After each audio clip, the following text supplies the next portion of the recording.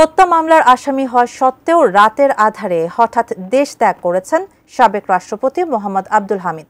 এ নিয়ে দেশ জুড়ে তৈরি হয়েছে নানা প্রশ্ন ও বিতর্ক। বিষয়টি রাজনৈতিক মহল ও জনমনে বেশ চাঞ্চল্যের সৃষ্টি করেছে। সবার প্রশ্ন, মামলা থাকা সত্ত্বেও কি করে দেশ ত্যাগ করলেন তিনি? নেপথ্যে জড়িত কারা? লিমা সায়ন্তী জানাচ্ছেন বিস্তারিত। ছাত্র জনতার গণ অভ্যুত্থানে ক্ষমতাচ্যুত আওয়ামী লীগ সরকারের সময় টানা ২ মেয়াদে রাষ্ট্রপতির দায়িত্বে থাকা আব্দুল হামিদের দেশত্যাগ নিয়ে নানা বিতর্ক ও প্রশ্ন তৈরি হয়েছে। তিনি ৮ মে রাতে থাইল্যান্ডের উদ্দেশ্যে যাত্রা করেন। এ ঘটনায় এরই মধ্যে ৪ পুলিশ কর্মকর্তার বিরুদ্ধে ব্যবস্থা নেওয়া হয়েছে বলে জানা গেছে। ঘটনা তদন্তে ৩ সদস্যের কমিটি করেছে পুলিশ সদর দপ্তর।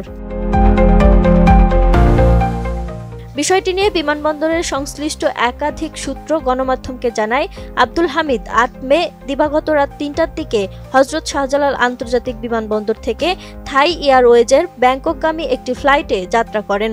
পারিবারিক একটি সূত্রে জানা গেছে, আব্দুল হামিদ চিকিৎসার জন্য বিদেশ গেছেন। তার সঙ্গে গেছেন ছোট ছেলে রিয়াদ আহমেদ ও তার শ্যালক ডাক্তার নওশাদ খান। গ্লিটারের টুইন লেমন ও অ্যান্টিব্যাকটেরিয়াল ফর্মুলা বাসনকে চকচকে জীবাণুমুক্ত করে আমাদের দেয় গ্লিটার গ্যারান্টি। জুলাই আন্দোলনে কিশোরগঞ্জ থানায় করা একটি হত্যা মামলার আসামি আব্দুল হামিদ। মামলাটি করা হয়েছিল গত ১৪ জানুয়ারি।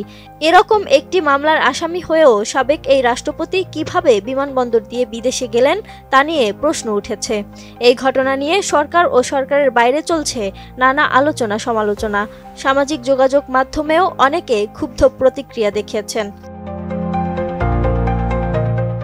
এদিকে আব্দুল হামিদের দেশত্যাগের নেপথ্যের ঘটনা সম্পর্কে জানতে বিমানবন্দরের সংশ্লিষ্ট বিভিন্ন সংস্থা এবং সরকারের এ সংক্রান্ত তদারকির দায়িত্বে থাকা অন্তত ১২ কর্মকর্তার সঙ্গে কথা বলেছে গণমাধ্যম।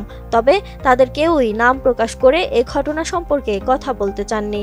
তবে তাদের সঙ্গে কথা বলে ঘটনা সম্পর্কে একটি ধারণা পাওয়া গেছে। শাহজালাল আন্তর্জাতিক বিমানবন্দরের সংশ্লিষ্ট একটি সূত্র জানায়, আব্দুল হামিদ বিমানবন্দরের ভিআইপি গেট ব্যবহার করে ফ্লাইটে উঠেছেন। ইমিগ্রেশন পুলিশের ঊর্ধ্বতন একজন কর্মকর্তার নাম প্রকাশ করার না শর্তে গণমাধ্যমকে বলেন, আব্দুল হামিদের দেশত্যাগে আদালতের কোনো নিষেধাজ্ঞা ছিল না। মামলার তদন্ত কর্মকর্তাও তার দেশত্যাগে নিষেধাজ্ঞা চেয়ে কোনো চিঠিও দেননি। কোনো গোয়েন্দা সংস্থার আপত্তি ছিল না। এ কারণে আব্দুল হামিদের ইমিগ্রেশন সম্পন্ন করা হয়েছে। তবে ইমিগ্রেশন পুলিশের এমন বক্তব্য নিয়েও প্রশ্ন তুলেছেন কেউ কেউ। এক্ষেত্রে তাদের বক্তব্য হলো, আদালতের নিষেধাজ্ঞা না থাকলেও বিভিন্ন সংস্থার আপত্তির কারণে অনেকের বিদেশ যাত্রা আটকে দেয়া হয়। কোনো একটি সংস্থা আপত্তি করলেই কারো বাধাহীনভাবে দেশত্যাগের সুযোগ থাকে না। হত্যা মামলার আসামি হওয়ার পরও আব্দুল হামিদের নাম কোনো সংস্থার তালিকায় কেন ছিল না তা নিয়েও সমালোচনা রয়েছে। Lima Sayanti, desk report, ATN news.